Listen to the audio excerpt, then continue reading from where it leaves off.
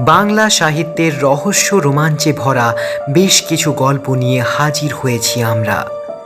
আজ মুড অফের বিশেষ নিবেদন অনিশ দাস অপুর লেখা শেষ রাত।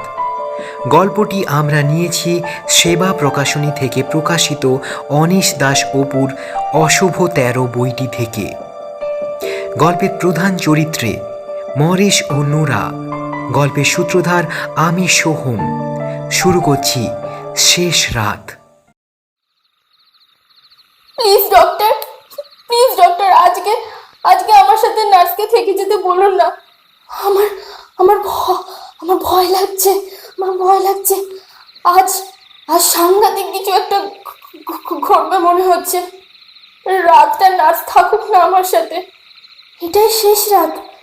কাল তো চলেই যাচ্ছি। আপনি ওকে থাকতে না বললে আমি কিন্তু সুইসাইড করব। হুমকি দিচ্ছি না, সত্যি করব কিন্তু। নার্স ডক্টর প্যাটারসনের দিকে তাকালো। কিন্তু ডিয়ার, তুমি এত ভয় পাচ্ছ কেন? কি হবে তোমার? আমি তো আপনাকে বলতে পারবো না। আমার খুব ভয় লাগছে। নার্সকে বলুন আমাকে যেন সে কোনো অবস্থাতেই একা ফেলে না যায়। ডক্টরের ভ্রু কুঁচকে উঠল। নার্সের দিকে তাকালেন। ওর কথার মাথা মুন্ডু কিছুই বুঝতে পারছি না ডক্টর। আপনাকে আমি বলতে পারবো না। তাহলে সে শুনে ফেলবে। সে কার কথা বলছো তুমি? Doctor Morris? অবাক হলেন প্যাটারসন। প্রায় ফিসফিস করে জবাব দিল নোরা। ছোট সাদা ঘরটার এদিক ওদিক তাকাচ্ছে ভীতু দৃষ্টিতে। জানালায় মোটা শিক, বিছানাটা ধপধপে সাদা। মেয়েটা আজ বেশি উত্তেজিত হয়ে পড়েছে। তবে ভয় নেই নোরা, কাল সকালেই তোমার মা চলে আসছেন। বেশি উত্তেজিত হয়ে পড়লে নিজের ক্ষতি ডেকে আনবে তুমি। আমরা বাধ্য হব আরো কটা দিন তোমাকে এখানে আটকে রাখতে।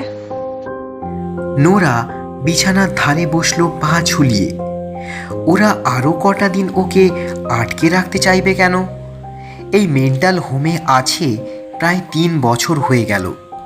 নোরার মা মিসেস লিটল অবশ্য এটাকে মানসিক হাসপাতাল বলেন না, বলেন প্রাইভেট হোম। প্রায়ই প্রতিবেশীদের কাছে দুঃখের বয়ান শোনান নোরাকে প্রাইভেট হোমে রেখে এসেছেন, বেচারি। তবে ডাক্তার বলেছেন ওর অবস্থা আগের থেকে অনেক ভালো, শিগগিরই ও আবার ফিরে আসবে। আর হ্যাঁ নোরা, কাল তোমার মা আসবেন। তিনি নিশ্চয়ই ক্লান্ত চোখের কোনো মেয়েকে দেখতে চাইবেন না।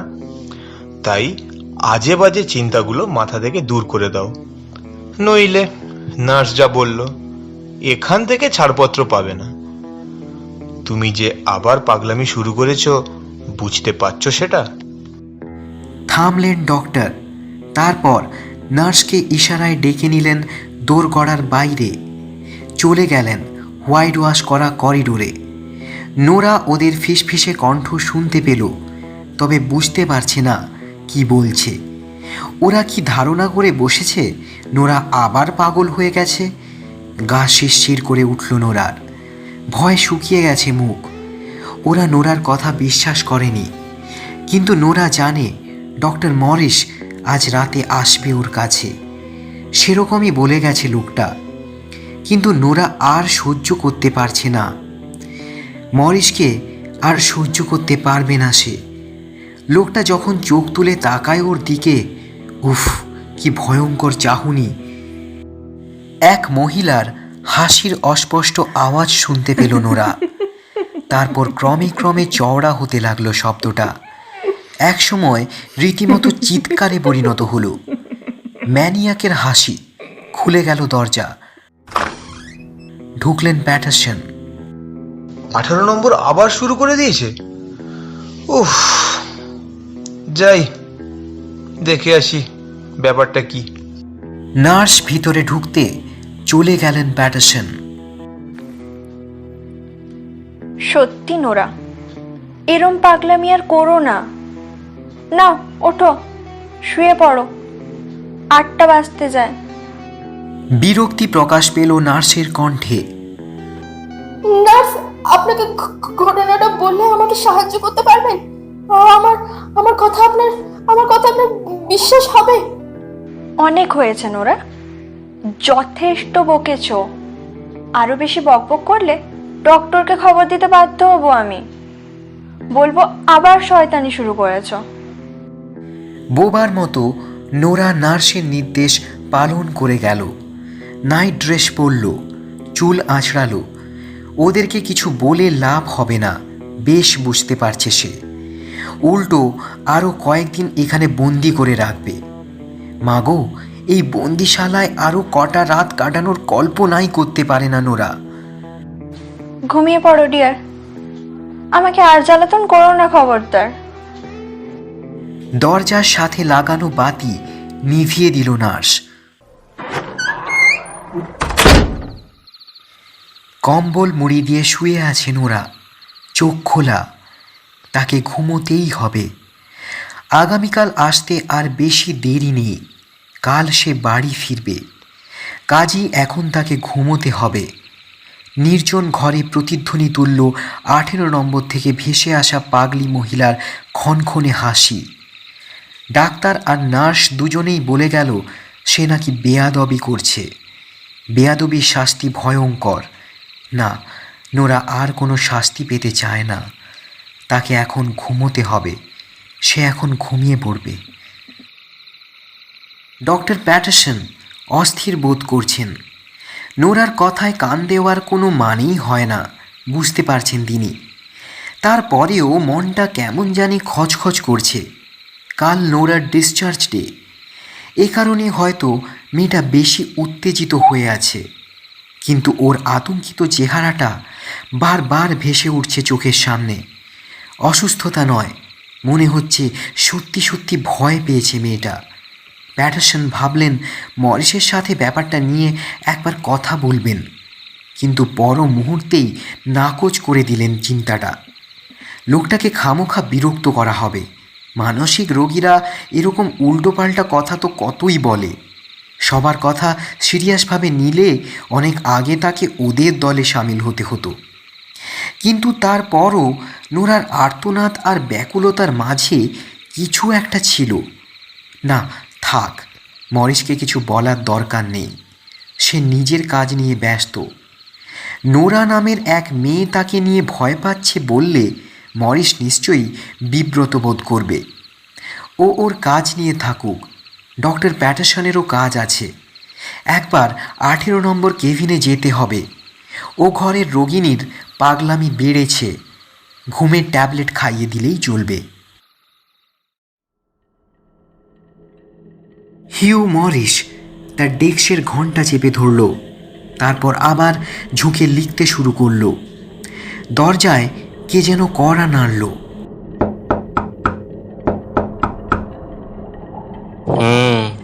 ভেতরে এসো। গম্ভীর গলায় বলল মরিস। ভিতরে ঢুকল সহকারী টট। টট, তোমাকে ডেকেছি, আজ আর তোমার থাকার প্রয়োজন নেই। বলতে কি, তুমি এখন শুতে যেতে পারো। আমার প্রচুর কাজ জমে আছে। চাই না কেউ আমাকে বিরক্ত করুক, বুঝলে? ঠিক আছে স্যার, আপনার কিছু লাগবে স্যার? না টট, আমার কিছুই লাগবে না। Good night. Good night sir. আসি তাহলে। যাই যাই। চলে গেল টট। কান পেতে তার ক্রমশ অপশ্রিয়মান জুতোর শব্দ শুনল মরিস। না, আজ রাতে সত্যি চায় না কেউ তাকে বিরক্ত করুক। টট সাক্ষী দেবে সারা রাত সে তার স্টাডিতে বসে লেখাপড়া করেছে। ডিনার জ্যাকেটটা গায়ে চাপালো মরিস। তার উপর পরে নিল ডাক্তারি সাদা লিনেন কোট। তারপর হাতে ঢোকালো নরম রাবারের গ্লাভস। ম্যান্টেলপিসের উপরে রাখা আয়নার সামনে এসে দাঁড়ালো। নিজের প্রতিবিম্বর দিকে তাকালো সন্তুষ্টি এবং আত্মবিশ্বাস নিয়ে। মধ্য 40 চলছে মরিসের।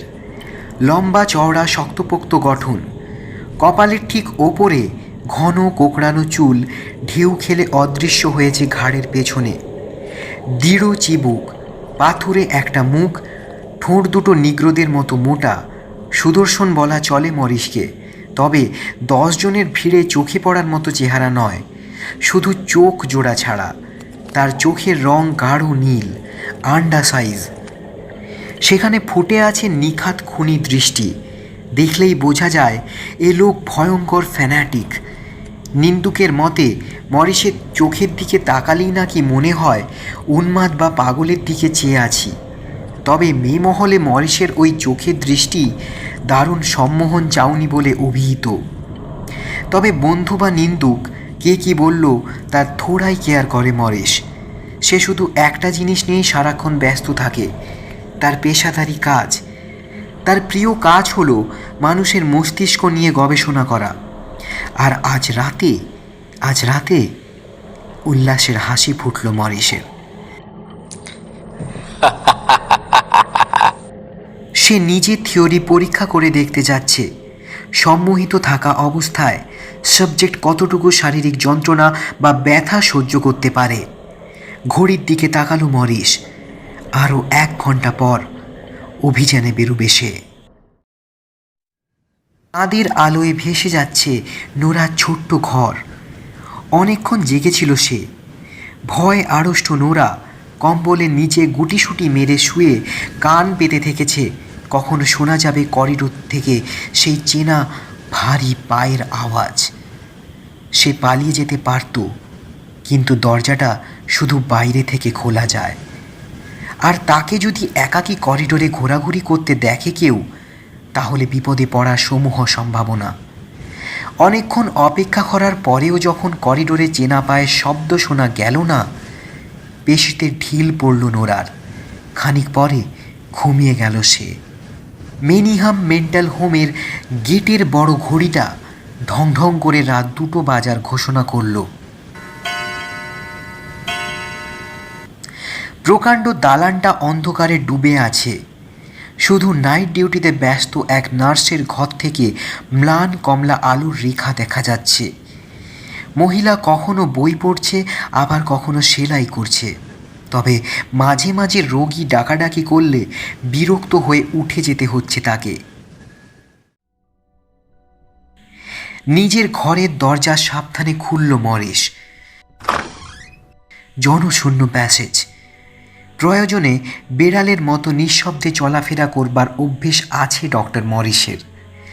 করিডোরে এসে 18 নম্বর রুমের সামনে দাঁড়িয়ে পড়ল সে। কোনো সাড়া শব্দ নেই। মহিলা নিশ্চয়ই ঘুমোচ্ছে। সে এবার নোরার দরজার সামনে দাঁড়ালো। হাত দিয়ে কোটের পকেটে রাখা ছোট্ট স্ক্যালপেলটাতে চাপ দিল।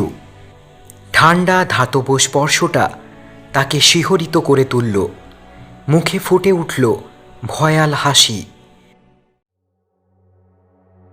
চোখ মেলে তাকালো নোরা। সকাল হয়ে গেছে। জানালার দিকে পাশ ফিরল সে। কটা বাজে বোঝা মুশকিল, তবে সকাল হতে বোধহয় বেশি দেরি নেই। আর কয়েক ঘন্টার মধ্যেই মা চলে আসবে, উদ্ধার করে নিয়ে যাবে তাকে এই নরককুণ্ড থেকে। কতদিন পর আবার নিজের বাড়িতে চিরচেনা পারিপার্শ্বিকতার মাঝে ফিরে যাবে নোরা। ভাবতেই পুলক জাগল শরীরে। হঠাৎ দরজার বাইরে খুট করে একটা শব্দ বিস্মিত করে তুলল ওকে। আলোর ক্ষীণ একটা রেখা ঢুকল ঘরে, ক্রমে চওড়া হয়ে এলো। অবাক নোরা নজর ফেরাতে পারছে না ওদিক থেকে। Doctor Morris. বুঝে গেল নোরা। এবার আর রক্ষে নেই ওর। ইস, কেন সে নার্সকে ধরে বসলো না, যে ধরল না প্যাটারসনকে তার সব কথা শুনতে হবে। ডক্টর মরিস সকালবেলা বলে গেছিল, এটা শুধু তোমার আর আমার ব্যাপার মাই ডিয়ার। বুঝতে পেরেছো? আমি কি বলতে চাইছি কাউকে যদি বলে দাও আমি রাতে আসবো, তাহলে খুন করে ফেলে দেব তোমাকে।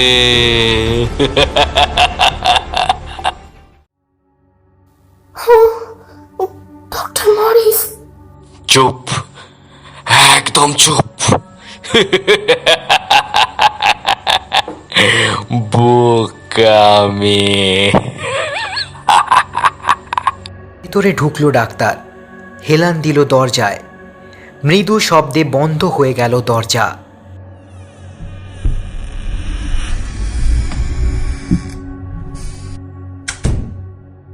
কিন্তু নীরব রুমে বিস্ফোরণের মতো শোনালো আওয়াজ। লম্বা 2 কদম ফেলে নোরার সামনে চলে এলো সে। ডিম্বাকৃতির ম্লান মুখটা তুলল নোরা, ভয়ার্ত কণ্ঠে আবার বলল, ডক্টর মরিস। হিউ মরিস বসল নোরার পাশে। ভারী শরীরের চাপে ক্যাঁচকোঁচ করে আপত্তি জানালো বিছানা। হাত চেপে ধরল সে নোরার।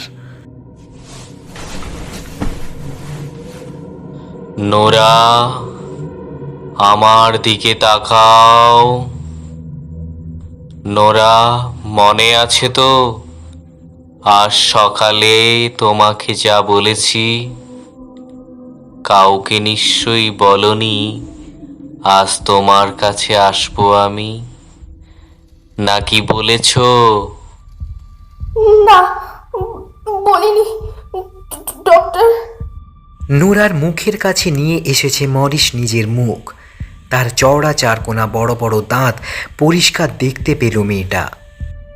আমি তোমাকে যা যা করতে বলবো তুমি তাই তাই করবে, বুঝেছো?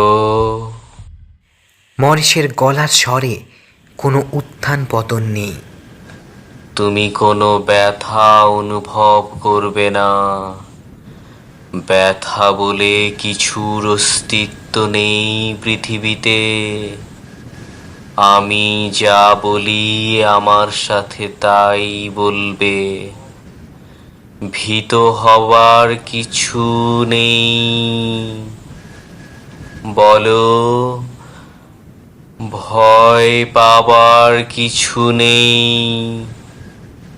ব্যথা বলে কিচ্ছু নেই। ব্যথা বলে কিচ্ছু নেই। ব্যথা বলে কিছু নেই। ব্যথার অস্তিত্ব রয়েছে শুধু কল্পনায়। ব্যথার অস্তিত্ব রয়েছে শুধু কল্পনায়। নোরা টের পেল ধীরে ধীরে সে তার চেতনা হারিয়ে ফেলছে। ভীষণ ক্লান্ত লাগছে, তার আর জেগে থাকতে ইচ্ছে করছে না। কিন্তু ওর মনের একটা অংশ ওকে সাবধান করে দিল, এভাবে ঘুমিয়ে পড়া মোটেই উচিত হবে না। খুবই বিপজ্জনক হবে, খুবই বিপজ্জনক। কিন্তু কোনো সাবধান বাণী ও গ্রাহ্য করছে না। শুধু চাইছে ডক্টর মরিস যেন আর তার চোখের দিকে তাকিয়ে না থাকে। ওই ভয়ঙ্কর চাউনি ওর মস্তিষ্কের ভিতর গেঁথে যাচ্ছে। চিৎকার করে কেঁদে উঠতে চাইল নোরা। ঠিক তখনই দুনিয়া আঁধার হয়ে এলো। মরিস লক্ষ্য করল নোরার চেহারা ভাবলে শূন্য হয়ে পড়েছে। খুশিতে ঘোঁত ঘোঁত করে উঠল সে, ছেড়ে দিল নোরার হাত। অবিচল দৃষ্টিতে ওর দিকে তাকিয়ে থেকে পকেট থেকে ধারালো ঝকঝকে স্ক্যালপেলটা বের করল ডাক্তার। ঠান্ডা ইস্পাত ছোঁয়ালো মেয়েটার হাতে, কিন্তু নোরা টের পেয়েছে বলে মনে হলো না। সাবধানে ছোট্ট যন্ত্রটা তুলল মরিস। চাঁদের ঠান্ডা আলো গায়ে লেগে ঝিকিয়ে উঠল ব্লেড। নোরার হাতের পেছনে আস্তে একটা পোঁচ দিল সে। সাথে সাথে সরু লাল একটা রেখা ফুটে উঠল চামড়ায়। ব্যথার অস্তিত্ব রয়েছে শুধু কল্পনায়। শুধু কল্পনায়। ব্যথার অস্তিত্ব রয়েছে শুধু কল্পনায়। উল্লাসে গুঁগিয়ে উঠল ডাক্তার মরিস। তার এক্সপেরিমেন্টে শুরু ভালোই হয়েছে। হাত নাড়ল নোরা, আস্তে, উদ্দেশ্যবিহীন। হাসছে সে, অর্থহীন বোকা হাসি। মরিস দেখছে নোরা কি করছে। নোরার হাতটা কিলবিল করে এগিয়ে গেল তার দিকে, খামচে ধরল স্ক্যালপেল। ঝট করে উঠে দাঁড়ালো ডাক্তার। বেশ তো, ভাবল সে, দেখা যাক মেয়েটা এবার কি করে। নোরা, তোমার বাম আঙুলে ছোট্ট একটা পোজ দাও। শুনতে পাচ্ছ কি বলছি? ব্যথা বলে কিচ্ছু নেই, ব্যথা বলে কিচ্ছু নেই নোরা। ইতস্তত করছে নোরা। উত্তেজনায়, অধীর আগ্রহে অপেক্ষা করে আছে মরিস। সাবজেক্ট যদি ব্যথা না পেয়ে নিজেই নিজের ওপর আঘাত হানে। জানালার দিকে মুখ ঘুরিয়ে দাঁড়িয়ে আছে নোরা। চাঁদের আলোয় ওর মুখখানা আলোকিত। শান্ত ভঙ্গিতে ডান হাতে ধরা ছুরিটা তুলল সে। এক মুহূর্ত স্থির থাকলো নোরা। তারপর বিদ্যুৎ গতিতে গলার কাছে উঠে এলো হাত। ধারালো অস্ত্রটা দিয়ে টান মারল গলায়। নোরা, থামো! উন্মাদের মতো চেঁচিয়ে উঠল মরিস।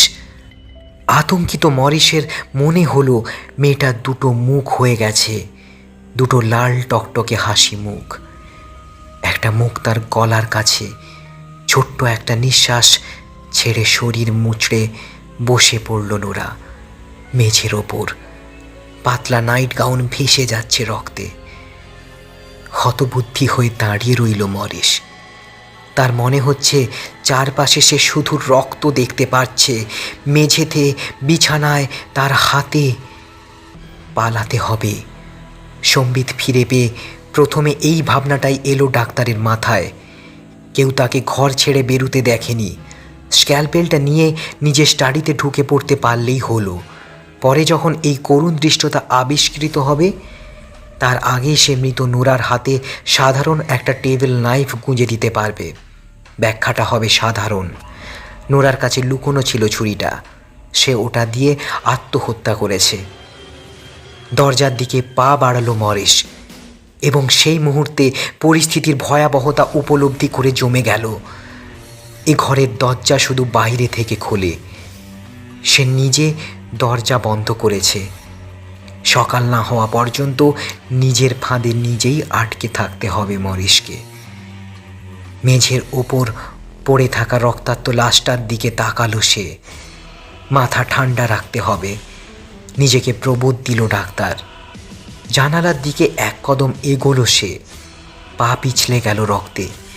রক্ত, চারিদিকে রক্ত। জানালার দিকে ঝুঁকল মরিস। মোটা মোটা লোহার শিক ওর দিকে তাকিয়ে যেন ভেঙচি কাটল। প্রাণপণ চেষ্টা করল মরিস শিকগুলো বাঁকিয়ে ফেলতে, কিন্তু শক্তির অপচয় হলো খালি খালি। পরিশ্রান্ত মরিস টলতে টলতে বিছানায় ফিরে এলো। ধপ করে বসে পড়ল। মাথা গরম করলে চলবে না। বারবার কথাটা মনে করিয়ে দিচ্ছে নিজেকে। গোটা ব্যাপারটাই নির্ভর করছে তার নিজের ওপর। এমন কিছু করে বসা উচিত হবে না, কিন্তু কী বা করার আছে তার? মাথার পেছনে হাত দিয়ে শূন্য দৃষ্টিতে সামনের দিকে তাকিয়ে থাকলো মরিস। বাইরের ঘড়িতে 3টে বাজার শব্দ হলো।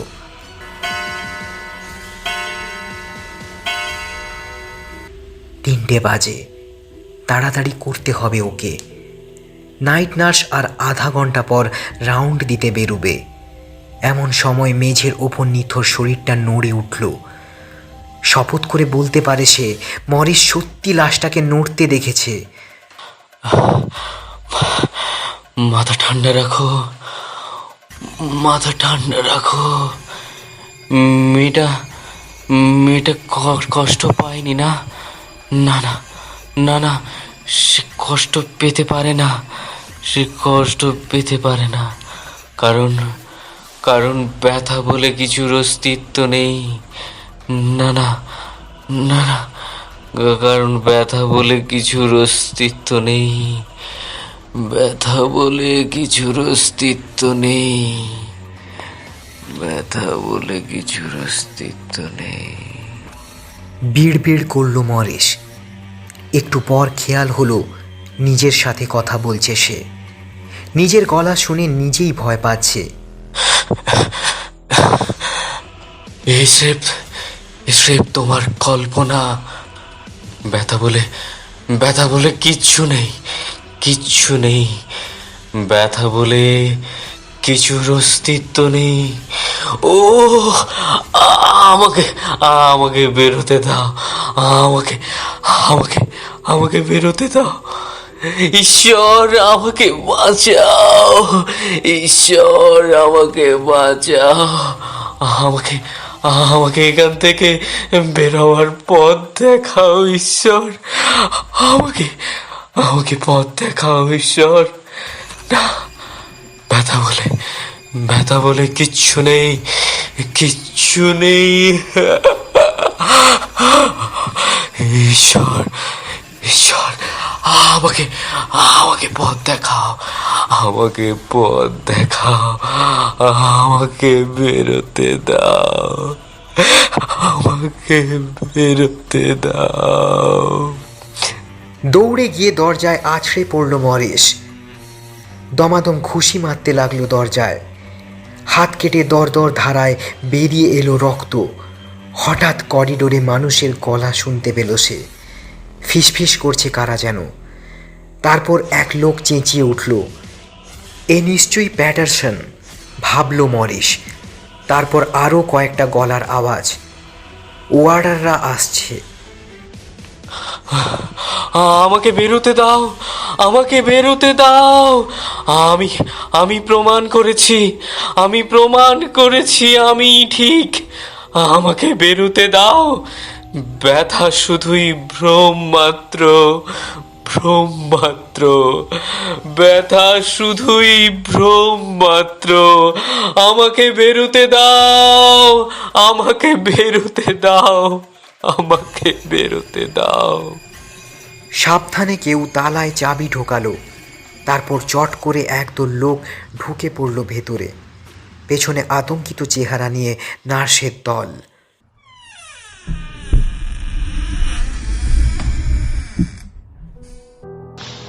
মরিস! চারপাশে নজর বুলিয়ে ভয়ে বিস্ফারিত হয়ে উঠল প্যাটারসনের চোখ। আমি অবশেষে প্রমাণ করেছি প্যাটারসন। প্যাটারসন, ব্যথা বলে কিচ্ছু নেই, কিচ্ছু নেই। হিউ মরিস উন্মাদের মতো হেসেই চলেছে। বুঝতে পেরেছো আমি কি বলতে চাইছি? আমি জিতে গেছি প্যাটারসন, আমি জিতে গেছি। আমি ব্যথাকে জয় করেছি। আমি ব্যথাকে জয় করেছি প্যাটারসন, আমি ব্যথাকে জয় করেছি।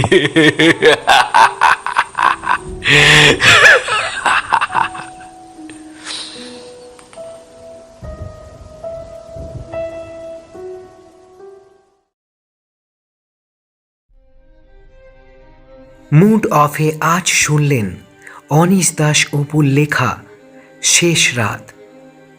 মরিসের চরিত্রে রাজীব কুমার নন্দী, নোরার চরিত্রে প্রিয়রতী ঘোষ, ডক্টর প্যাটারসনের চরিত্রে শ্রমিক, নার্সের চরিত্রে তিথি, টট গল্পের সূত্রধার ও গল্প পাঠে আমি Soham, sound and post design Soham.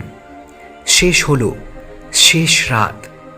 আগামী পর্বে আরও একটি নতুন গল্প নিয়ে হাজির হবে মুড অফ।